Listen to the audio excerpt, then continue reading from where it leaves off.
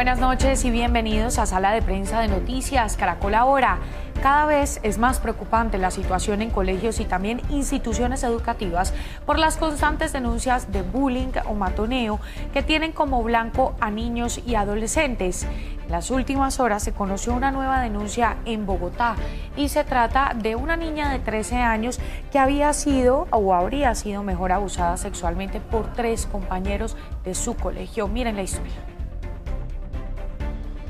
Una menor de 13 años de edad que cursa sexto de bachillerato en esta institución ubicada en el centro de Bogotá habría sido víctima de acoso escolar y abuso sexual por parte de algunos compañeros de su clase.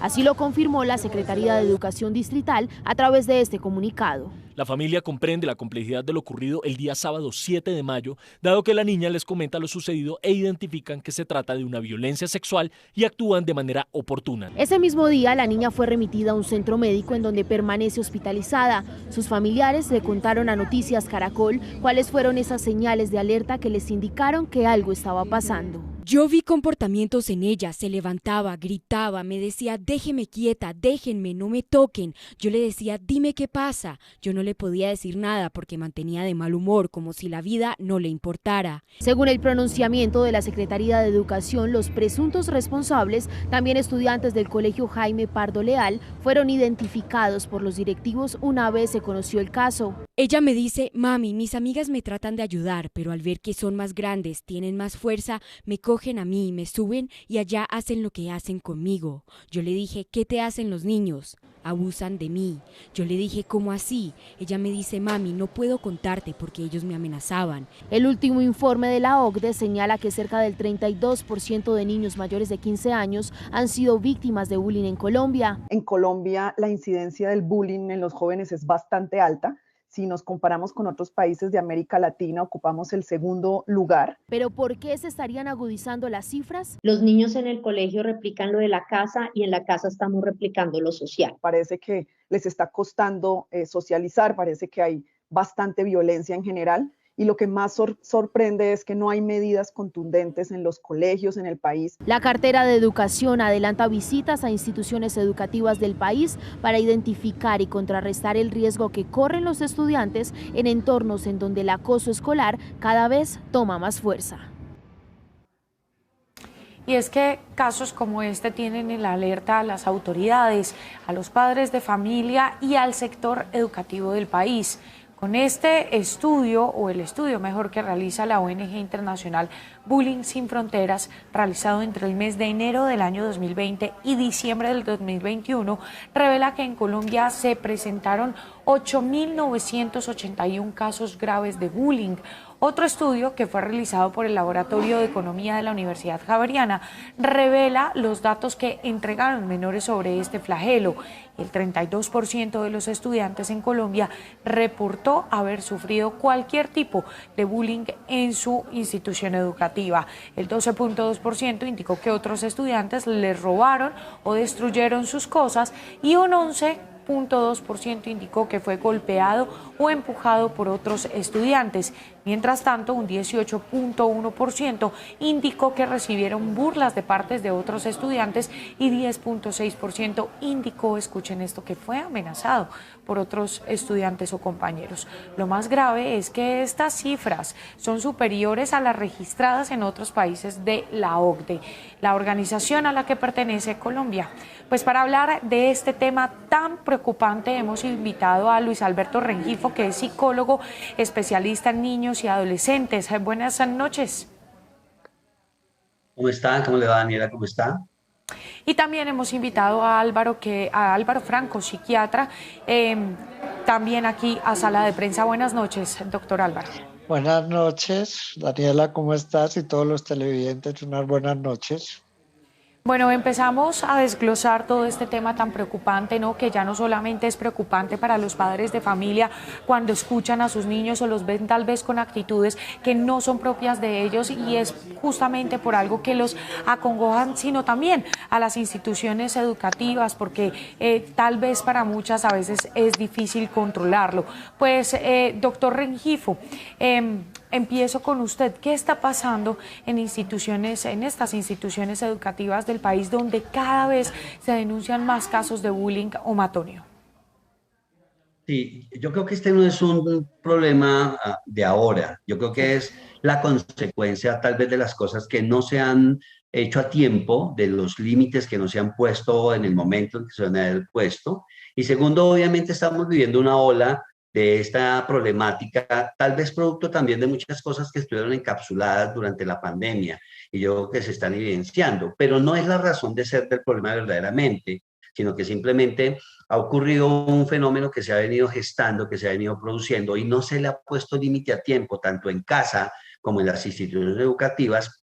Y obviamente también nosotros los profesionales de la salud mental creo que nos hemos quedado cortos en generar programas y generar acciones que vayan orientados a prevenir y a trabajar esta problemática que se está desbordando, como en algún momento también lo vimos y lo vivimos y lo seguimos viviendo con la violencia intrafamiliar y el abuso sexual. Entonces yo creo que está pasando eso, es una consecuencia de algo que ya se venía gestando, pero que no hemos parado a límites. Y aquí son todos los entes. Yo me atrevería a decir, el ente legal también, cómo está manejando las consecuencias no son tan severas dependiendo realmente de la edad. Y creo que ese es un punto bien importante y bien neurálgico que hay que analizar aquí en esta situación. Sí, doctor Álvaro, expliquémosles a todos nuestros usuarios qué es el bullying o matoneo desde esa parte psiquiátrica, psicológica, y qué efectos, por supuesto, puede tener. Sí, claro que sí. Empecemos por la última pregunta, ¿qué consecuencias puede tener? Eso se llama un evento traumático de la infancia, es decir, el niño queda traumatizado, queda marcado. Eso se va a ver reflejado más adelante en diferentes comportamientos. El bullying es cuando matonean, es decir, molestan de una manera persistente a algún niño o alguna niña. Como en todo, hay escalas, hay bullying más leve, hay moderado y hay severo, como el caso que nos comentaban sobre la situación de abuso sexual. El más común, pues lógicamente es el leve y es prácticamente que universal, se ha dado toda la vida, se ha dado todo el tiempo, es molestar a alguien, fastidiarlo. Acá sí hay diferencias entre niños y niñas. En niños normalmente molestan al niño que tiene dificultades de aprendizaje, al niño que es obeso, al niño que tiene gafas, al niño que no es muy listo, y lo molesta a alguien que necesita reconocimiento. Es decir, que en la casa no le ponen suficiente atención, entonces el niño necesita buscar ser alguien y que los demás sepan quién es él. Entonces empieza a fastidiar a los otros niños, a pegarlos, a empujarlos, etc. En las niñas es un poco diferente. En las niñas más el matoneo se llama por exclusión. No se metan con fulanita. Le inventan chismes, hablan mal de ella, etc. Y normalmente es a las niñas o más inteligentes o más bonitas y está mediado mucho por la envidia. Lógicamente hay matoneo también de niñas hacia niños y de niños hacia niñas. Estas son como las generalidades. Doctor Rengifo, esto que nos acaba de explicar el doctor Álvaro, ¿podría tomarse como, digamos, una presión o matoneo sistemático o repetitivo contra, pues, un menor que evidentemente lo hacen sus compañeros, ¿no? De colegio, o incluso no tienen que ser específicamente compañeros, sino pues tal vez niños mayores dentro de las instituciones? Y yo creo que lamentablemente el matoneo empieza, como lo decía el doctor ahora, comienza de una manera leve y se puede ir agudizando, porque ocurre también en el matoneo, que es una forma de violencia, lo que ocurre en la violencia, que es el escalaje en la violencia. Y así como en la violencia en casa o en la violencia en pareja, la violencia va ascendiendo de un nivel leve hasta un nivel severo, hasta la muerte, hasta el feminicidio incluso. También en el matoneo pasa lo mismo. Hay un nivel de levedad que empieza, ¿cierto? Donde de pronto las instituciones educativas es ese momento donde tienen que estar alertas. Yo creo que todo el comportamiento humano está siempre catalogado por cadenas de conducta, de comportamientos, y esas cadenas tienen labores que son los iniciales. La conducta primera que inicia, donde el compañerito, entre comillas, vulgarmente, como se dice, se la empieza a montar al otro. Y entonces el profesor dice, ay, no sea tan salamero, deje, hombre, aguante que eso es una chanza. Y tal vez ahí ese sea el comienzo, el inicio de pronto de un matoneo de mayor nivel más adelante, porque la institución no intervino a tiempo, porque el niño tampoco habló a tiempo, porque se dejó intimidar. Y entonces aquí viene una serie de características importantes a tener en cuenta con la víctima y el victimario, como lo decía el doctor ahora, en el sentido de que quién es el más frágil, quién es el más poderoso. Y encuentra uno también niños que así como quieren llamar la atención, quieren ser tenidos en cuenta, también niños que en casa mandan a su papá y a su mamá, que son los niños que en casa son los que mandan, y mandan a través de conducta negativa, a través de violencia, a través de pataletas, a través de agresión. Entonces, como en casa le corresponden a esos actos, él llega al colegio a querer mandar y a querer empoderarse de otros, y muchas veces se encuentra los más frágiles. Entonces, creo que sí, esto es consecuencia de cosas que están ocurriendo, que lamentablemente nosotros vemos venir, pero que no paramos a tiempo. Y es ese escalaje del matoneo que se va dando. Es más, yo me atrevo a decir incluso en lo que dice el doctor, que me parece muy importante, y es que aunque hay diferencias entre los niños y las niñas, lo hemos visto hoy en día en los actos que se han presentado, ya las niñas están yendo a las manos a la violencia física, a la violencia con armas, como lo hemos visto ya en algunas noticias. Entonces ya la diferencia comienza a ser también muy poca y muy sutil en la manera como se afronta y cómo se maneja, porque llega el momento en que el victimario y la víctima no se aguantan y terminan pues lastimándose y agrediéndose, como ha pasado con los últimos casos. Doctor Álvaro, ¿quiénes sufren más bullying, los niños o los adolescentes? Bueno, son diferentes tipos de bullying. Como hablaba ahora el doctor Luis Alberto, se va escalando la situación, es decir, en medida que son más grandes se van presentando situaciones más dramáticas. El tope de la situación dramática son las masacres estudiantiles. Esto viene sucediendo pues desde hace varias décadas, originalmente donde ha sido más estudiado es en Estados Unidos, y allá hicieron un estudio muy profundo, apenas pues hace unos 20 años, a principios de la década del 2000, en que trataban de buscar un denominador común en los niños que cometían las masacres estudiantiles. Entonces habían algunos niños consumidores de droga, había otros niños que habían sido víctimas de violencia, de abuso sexual, había otros niños que aparentemente no tenían ningún trastorno, es decir, toda la variedad. Pero lo único que encontraron como denominador común es que todos habían sido víctimas de matoneo, quedaban odiando a la escuela, a los profesores y a los compañeros. Entonces compraban las armas, allá hay fácil acceso de armas, y simplemente disparaban. Es todas las tragedias que hemos visto. El año pasado hubo en solo Estados Unidos una tragedia de estas interdiarias, es decir, más de 150 en un año, en diferentes sitios. Solamente salen, digamos, a la luz pública y en las noticias ya cuando es muy grande, cuando hay 20, 30 muertos, ¿no? Y esto no solo se ha dado en Estados Unidos, se ha dado en otros países. Acá en Latinoamérica, pues recientemente se vio en Argentina. Esa es, digamos, la situación más grave. Y esto fue lo que hizo prender todas las alarmas, porque como bien lo dijo el doctor Luis Alberto, el matoneo siempre ha existido, pero nunca se le ha puesto atención. Se le empezó a poner atención fue apenas en lo que llevamos de este siglo, pues las gravísimas consecuencias que tiene. Doctor Rengifo, si un menor es responsable de hacerle matoneo a otro, ¿en qué está fallando su familia o su entorno? Porque ya el doctor Álvaro pues nos explicaba que, digamos, lo que tiene que ver con el niño como tal es buscar tal vez atención, ¿cierto? Buscar también un acompañamiento, saber que él está ahí, hacerse notar de alguna manera, pero su familia, su entorno familiar, ¿en qué falla?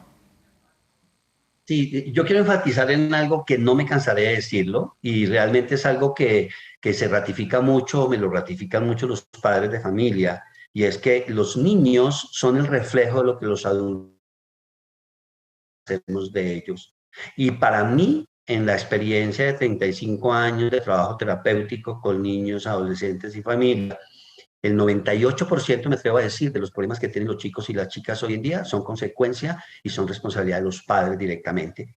Y me parece que los papás se equivocan demasiado, no le prestan la atención adecuada a la normatividad, a la regularidad de la conducta de los niños. Fallamos demasiado porque no establecemos normas y criterios y límites claros para un niño. Y uno termina viendo cómo los niños, desde los 5, desde los 4, desde los 3 años, mandan en la casa y hacen lo que los papás digan, por evitar la pataleta, por evitar que el niño sufra, por evitar que el niño tenga dolor, tenga sufrimiento, vamos accediendo, y ese niño va creciendo y se nos va convirtiendo en un violento, en un agresivo, en donde se hace lo que él dice, como él lo diga, y a las malas, a la agresión. Entonces yo creo que sí es necesario empezar a normatizar muy tempranamente, a poner reglas y a poner límites. Hay dos cosas que yo le aclaro mucho a los papás en consulta, y son dos cosas que no se negocian nunca en un proceso terapéutico, o por lo menos conmigo, y es la normatividad. Las normas y las reglas de la casa hay que respetarlas, las figuras de autoridad hay que respetarlas, hay que asumirlas, y eso tiene que verse reflejo en la institución educativa, y la institución educativa tiene que terminar haciendo eso, ¿cierto?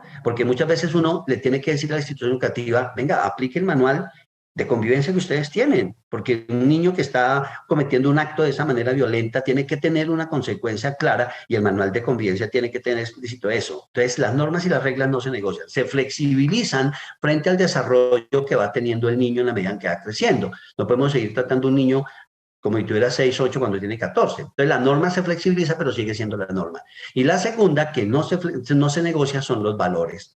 El respeto, la responsabilidad, el compromiso, esos son valores que van a permanecer siempre, y tenemos que inculcarle a nuestros hijos desde muy pequeños, enseñárselos a respetar al otro.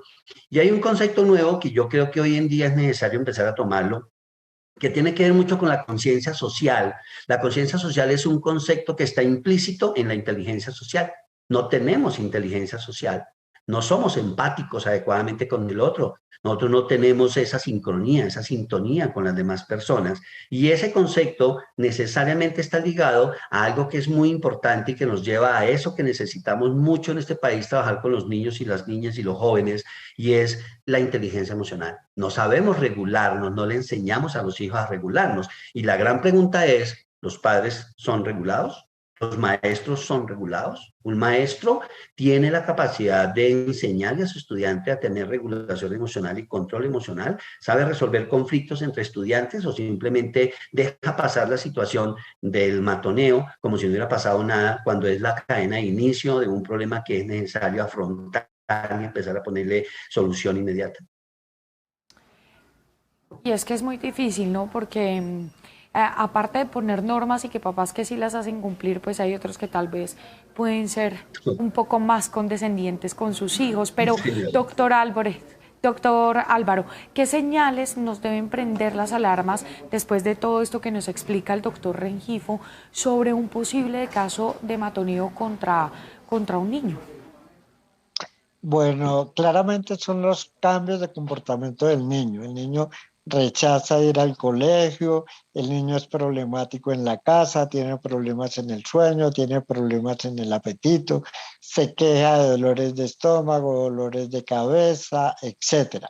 Entonces ahí hay que prestarle atención, pero no solo ahí, desde mucho tiempo atrás. Lo que decía el doctor Luis Alberto, hay que ponerle límites. Lo importante es que los padres entiendan cómo se puede poner esos límites, es decir, darle herramientas de manejo. Hay 3 herramientas que son fundamentales. La primera es la jerarquización. Hay ciertas jerarquías, los padres arriba, los hijos abajo. ¿Cómo se hace la jerarquización? Evitando la inversión de roles. Inversión de roles es que el niño mande, tráigame, hágame, el pequeño dictador que decía ahora el doctor Luis Alberto. ¿A dónde va mamá? ¿Qué va a hacer papá? Es lo contrario, los papás los que le preguntan a los hijos. Dentro de las jerarquías también evitar la confrontación, o sea, ponerse a pelear con el niño porque el niño no hace algo. Para eso se utiliza el segundo elemento. El segundo elemento es premio y castigo sistemático. Sistemático es siempre y por todos los adultos que lo rodean. En la educación de los niños lo más importante es el premio. El premio es el reconocimiento, el beso, el abrazo, la felicitación cada vez que el niño tiene algún logro. Es decir, esto le permite al niño tener buena autoestima y ser seguro de sí mismo, y va a ser menos agresivo. El castigo es un elemento de justicia que se aplica cuando falta algún valor. Entonces, por ejemplo, falta al valor del respeto a los demás, falta al valor de la responsabilidad, falta al valor de la honestidad, etc. La única función que tienen los padres es formarlo en valores. Como eso es un elemento de justicia, hay dos tipos de justicia. Justicia punitiva, que es pegarle, encerrarle, etc. Eso no sirve ni en los niños ni en los adultos. La que sirve es la justicia reparadora, que el niño se dé cuenta que hizo algo malo, que pida excusas a las personas que afectó, que haga actos reparativos, es decir, que entre comillas la desembarre y que reflexione sobre su comportamiento. Pero para que se dé este proceso, los papás tienen que hacer una sola cosa, es decir, sanción moral, hacerle caer en cuenta al niño que hizo algo malo y estar molestos con el niño durante un determinado número de horas de acuerdo a la gravedad. Al día siguiente debe haber borrón y cuenta nueva para darle la oportunidad al niño que haga bien las cosas. Y el tercer elemento clave es no sobreprotegerlo. Sobreproteger a un niño es hacer las cosas por el niño que él debe ser capaz de hacerlo solo.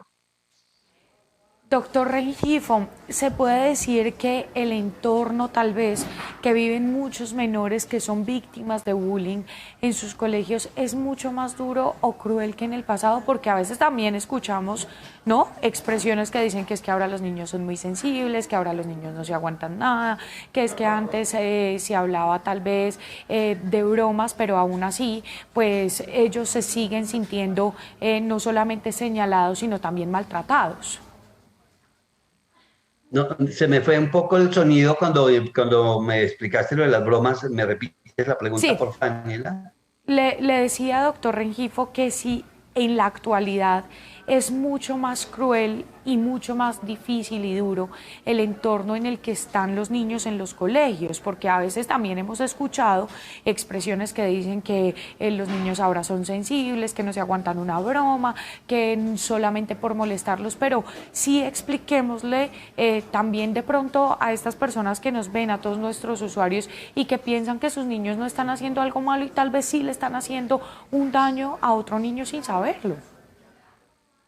Sí, sí, yo creo que es bien importante la pregunta en el sentido de dos cosas que yo veo acá. Uno, la influencia del ambiente es muy importante, ¿no? Los niños reciben y dan lo que reciben. Si yo en mi casa tengo un hijo que recibe permanentemente violencia, que no recibe respeto, no sale a darlo, y él es lo que hace. Por eso los hijos son el reflejo de lo que los adultos hacemos o los padres hacemos de ellos.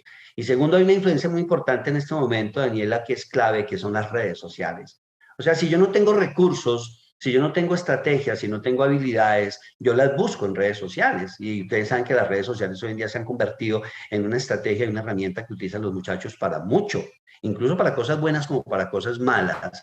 Y entonces ahí ellos empiezan a encontrar, como hay libre acceso a las redes sociales, ¿cierto? Chicos de 10 años con celulares de alta gama, chicos de 9 años teniendo acceso hoy a la pornografía por parte de sus compañeros a través de los celulares.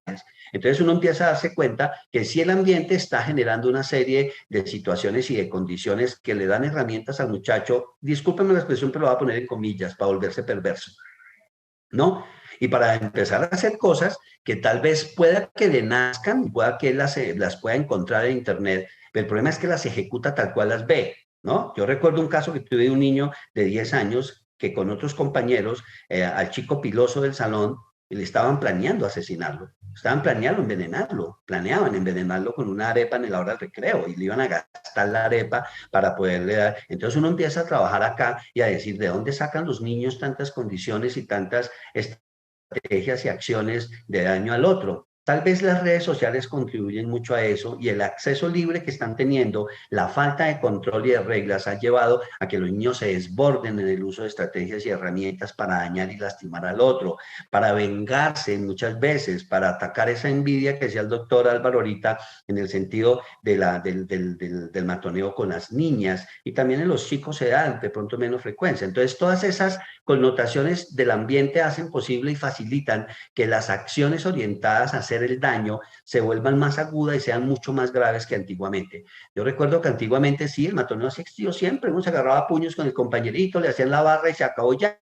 No, hoy en día es el cuchillo, hoy en día es el veneno, el ácido, o sea, hay una cantidad de cosas que han sido facilitadas por el mismo contexto y por el mismo entorno en el que el niño se desenvuelve. Situaciones muy difíciles porque además todas estas historias son absolutamente reales que terminan en lo que ambos concuerdan y es en casos tan graves como el suicidio, que además no solamente pasa aquí en Colombia, sino en muchos países del mundo, o no solo el suicidio, sino otros niños llegando a colegios a asesinar o a atacar a sus compañeros. Justamente, doctor Álvaro, ¿cómo debe manejar un colegio este tipo de casos frente al agredido, pero también frente al agresor o agresores? Ambos necesitan apoyo terapéutico y los padres necesitan psicoeducación, es decir, los padres deben saber que hay una ley contra el matoneo en Colombia y tienen que ilustrar a sus hijos. Y los hijos tienen que saber, pues, porque los padres los educan, a igual que lo educan, de que nadie tiene derecho de tocarlo, de bajarle los pantalones, etcétera. También que hay una ley donde el matoneo y que le debe avisar a la profesora o el profesor, al director de curso o al rector, al director de disciplina que lo están matoneando para que en el colegio activen la red de matoneo.